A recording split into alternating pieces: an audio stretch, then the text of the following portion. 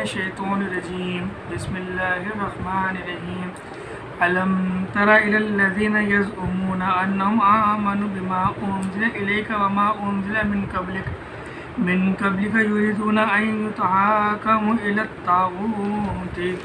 الطاغوت وقد أمروا أن يكفروا به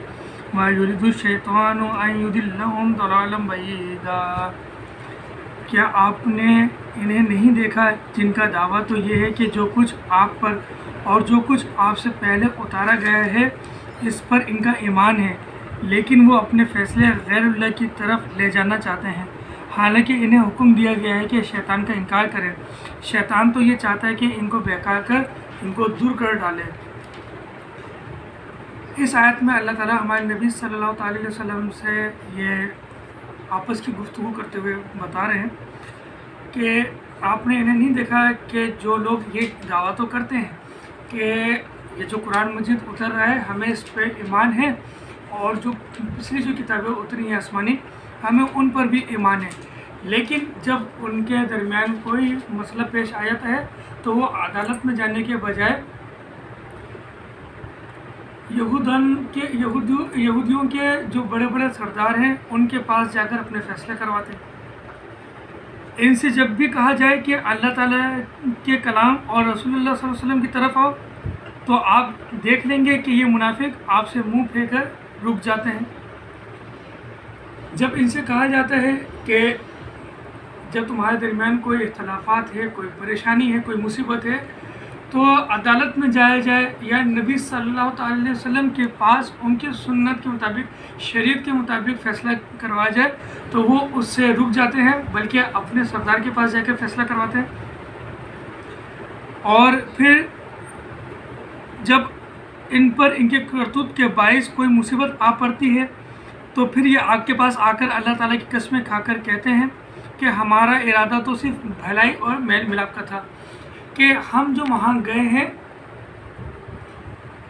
اپنے سردار کے پاس تو ہمارا ارادہ یقیناً ایسا نہیں تھا کہ ہم آپ کی خلاف ورزی کر رہے ہیں یا آپ کا دل دکھا رہے ہیں، بلکہ ان کے پاس جانا ہمارا میل ملاپ کی ایک قسم تھی۔ ہم چاہتے تھے کہ آپس میں میل ملاپ ہو جائے، صلح ہو جائے۔ تو یہ منافق لوگ تھے کہ جب ان کے اوپر مصیبت آتی تھی اللہ کی طرف سے تو پھر یہ اس طرح کے ہیلے اور بہانے کرتے تھے۔ یہ وہ لوگ ہیں ان کے دلوں کا بھید اللہ تعالیٰ بخوبی جانتا ہے۔ آپ ان سے چشم پوشی کیجئے، انہیں نصیحت کرتے رہیے اور انہیں وہ بات کہیے جو ان کے دلوں میں گھر کرنے والی ہو۔ اللہ تعالیٰ ہمارے نبی صلی اللہ علیہ وسلم سے کہہ رہے ہیں کہ ان کا بھید تو اللہ تعالیٰ بخوبی جانتا ہی ہے، اور آپ بھی انہیں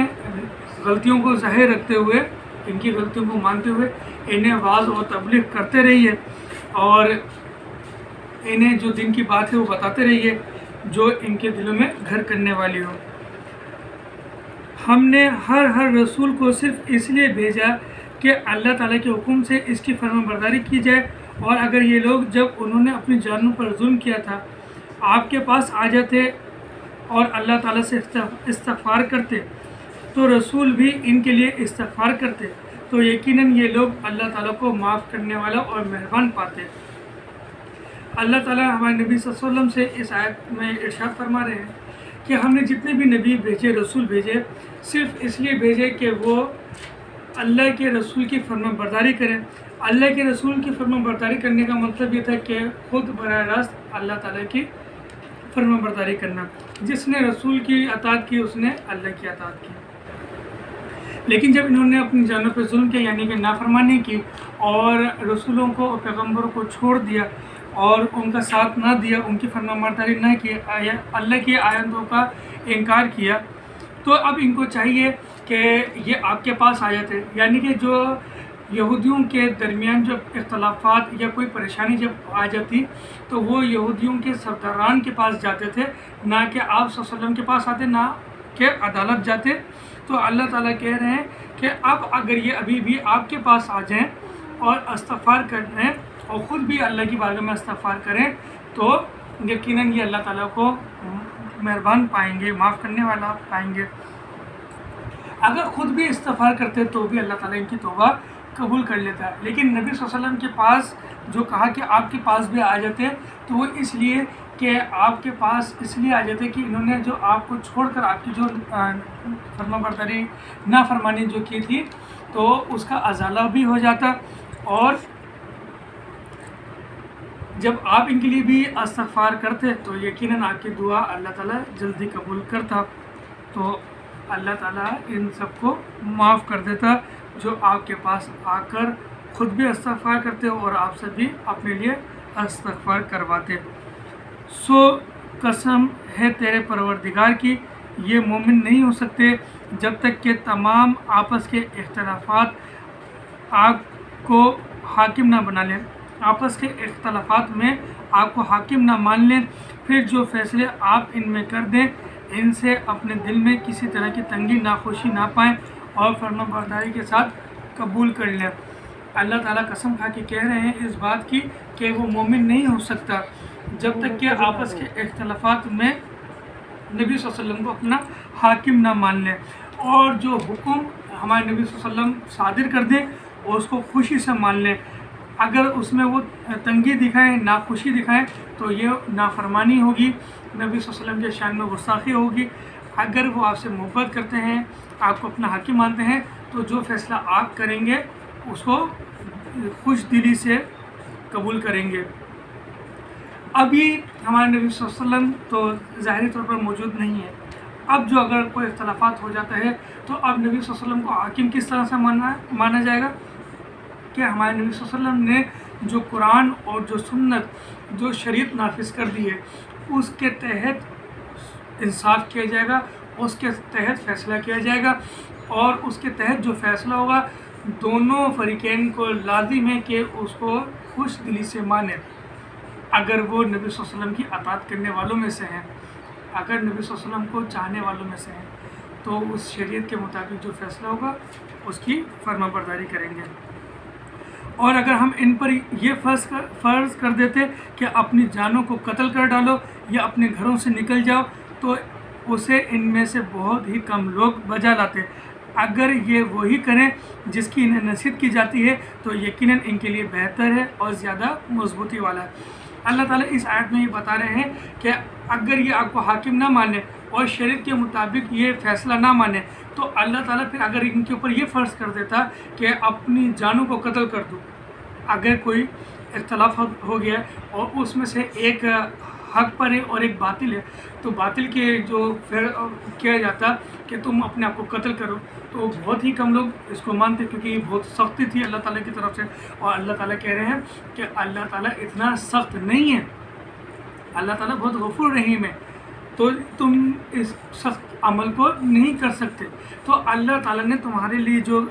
آسانی رکھ دی ہے تو جو تمہیں نصیحت کی جا رہی ہے تو تم پھر وہی کام کرو. تمہارے لیے یہ زیادہ آسان ہے، یہ زیادہ مضبوط ہے. کیا تم یہ چاہتے ہو کہ اللہ تعالیٰ سخت روش اختیار کر کے تمہیں یہ حکم دے کہ اپنے آپ کو قتل کرو، اپنی جانوں پر یہ قتل کر ڈالو اور تم میں سے ایسے سارے کے سارے نہیں کر سکیں گے، یعنی کہ اکثریت نافرمانی کی ہو جائے گی. تو پھر آسانی اللہ تعالیٰ نے تمہارے لیے یہ پیدا کر دی ہے کہ جو نبی تمہارے لیے اتارا گیا ہے وہ جو تمہیں نصیحت کر رہا ہے تو تم اس کی فرما برداری کرو اور اس نے جو شریعت نافذ کر دی ہے اس کے حکم کی تعمیل کرو، اس کی فرما برداری کرو اور تب تم انہیں اپنے پاس سے بڑا ثواب دیں اور یقیناً انہیں راہ راست دکھا دیں. اللہ تعالیٰ اس آیت میں کہہ رہے ہیں تو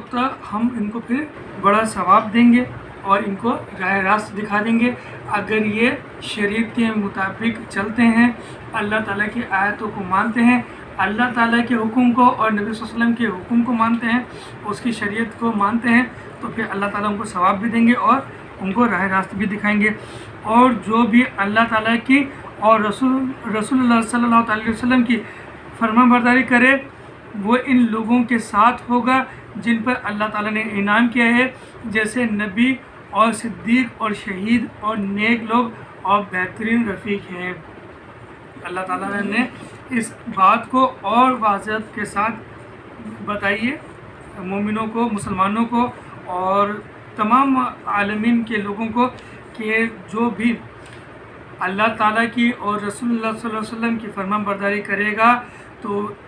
اللہ تعالیٰ قیامت کے دن ان کو ان لوگوں کے ساتھ شامل کرے گا جن پر اللہ تعالیٰ نے انعام فرمایا ہے۔ اور کن لوگوں پر اللہ تعالیٰ نے انعام فرمایا ہے؟ جو صدیق ہیں، جو شہید ہیں، جو رفیق ہیں، انہی پر اللہ تعالیٰ نے انعام فرمایا ہے، اور یہی اللہ کے مقرب ہیں، اور یہی اللہ تعالیٰ کے جو ہے انعام یافتہ لوگوں میں سے ہیں۔ تو اللہ تعالیٰ سے دعا ہے کہ اللہ تعالیٰ ہمیں بھی